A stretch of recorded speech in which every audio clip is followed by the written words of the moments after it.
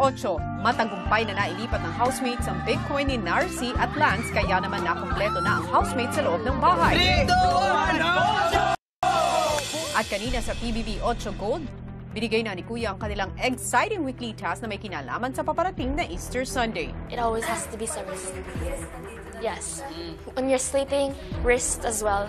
Kinakailangan na hindi hihigit sa 4 na Easter egg ang mabasag. Pero kabibigay pa lang ng task si Sheena, may leukemia siya. Alam niyo kung anong nakasaad sa weekly task niyo. Ano ang kailangan niyo gawin sa mga Easter eggs? Alagaan ko. May nakabasag na ng isa. Unang araw pa lang.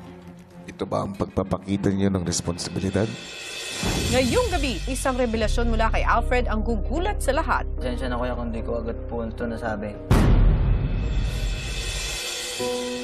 Kaya ano po, yung jowa ko po kuya, buntis po kuya. Kaakibat ng revelasyong ito ay isang sakripisyo para sa mahal sa buhay ni Alfred. Mula ngayon, meron kang Alfred Delivery Service. Ikaw ay magiging delivery boy. Lahat ng pangangailangan sa loob ng aking bahay ay ikaw ang maghahatid o magdadala nito. Mapagtagumpayan nga kaya ni Alfred ang matinding hamon ni Kuya. Simulan na natin ang mapusong kwentuhan dito lang sa PBB 8. Bago pa man ang kanilang weekly task, si Alfred nagkwento sa housemates tungkol sa kanyang trabaho bilang isang delivery boy.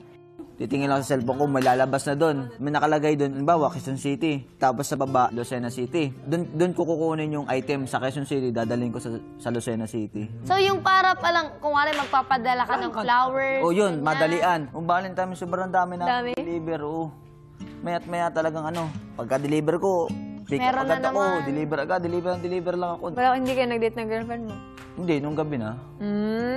May girlfriend ka pala? Oo. Ano, ilang years kayo girlfriend? Parang 1 and 7 months ata. 7 months. Magka-same kayo nung magto 2 years na kayo. Hindi, Kaya edad mo din, kuya. 23 years na siya. Oo, Tapos ikaw, 23 ako, 19 19. pa. May kwento pa ako, saka ko lang sasabihin. Yung maano kayo mo, mabibigla sasabihin. So, next time na lang. Huwag muna kayo.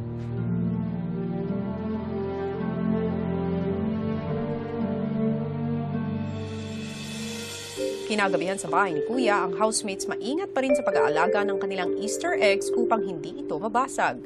Ilang sandali pa, pinatawag ni Kuya si Alfred sa confession room upang kamustahin tungkol sa kanilang weekly task. Ang inyong weekly task ay isang malaking responsibilidad. Tama ba? Opo kuya, sobrang laki po kuya. Ang bawat Easter egg na ibinigay ko ay tungkulin ninyo upang alagaan ito. Matanong nga kita, Opo kuya. ano ba ang alam mo tungkol sa pagkakaroon ng responsibilidad?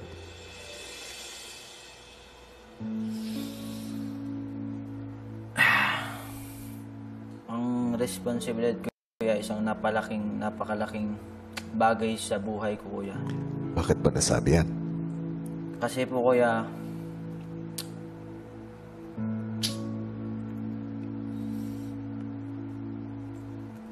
siguro po kasi kuya, paglabas ko, talagang ang laki po ng responsibilidad ko kuya.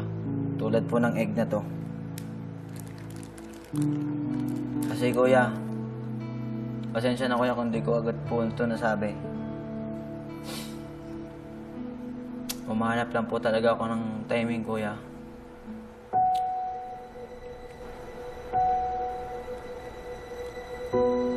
Kaya ano po, yung jowa ko po kuya, buntis po kuya.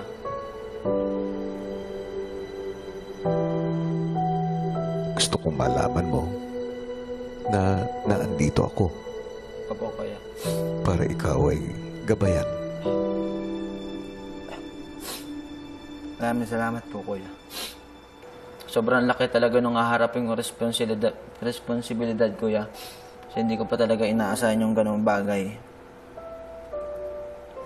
Sa ngayon po kuya, parang mga 5 months na po ata yung bata kuya. Medyo natatakot din po ako sa pwedeng mangyari kuya. Pero nilalakasan ko na lang talaga yung loob ko kuya. Niisip ko na lang talaga yung magiging buhay ng bata. Doon na lang po ako humugot ng lakas. Ang pagkakaroon ng anak ay hindi minamadali at kailangang pinagpaplanuhan. Isa itong malaking responsibilidad. Bagamat bata ka pa, dumating na sa punto ng buhay mo na dapat kang maging handa sa isang responsibilidad. Marahil hindi ka pa handa para maging tatay. Alam ko, nababalot ka ng malaking takot at pangamba. Gusto kong malaman mo, Alfred, bilang kuya mo, tutulungan kitang maging handa. Thank you po, kuya. Maraming salamat po.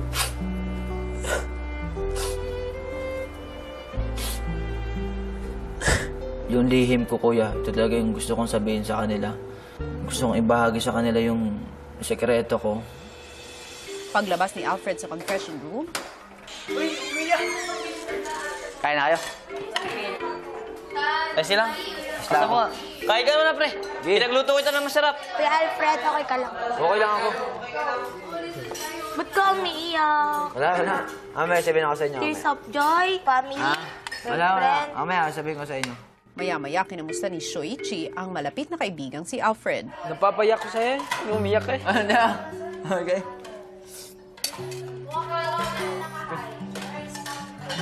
Gayon. Best friend kita daw. Sabi ito. Nangyari sa'yo. Nangyari sa'yo. Wala. Gayon. Ito. Hindi po ako sanay na naiyak po siya kasi sobrang laging masaya, ganon. Tapos, nung nakasama ko po sa isla, talagang parang best friend ko na po siya, kuya. Sa itsuran to, akala, seryoso, pero...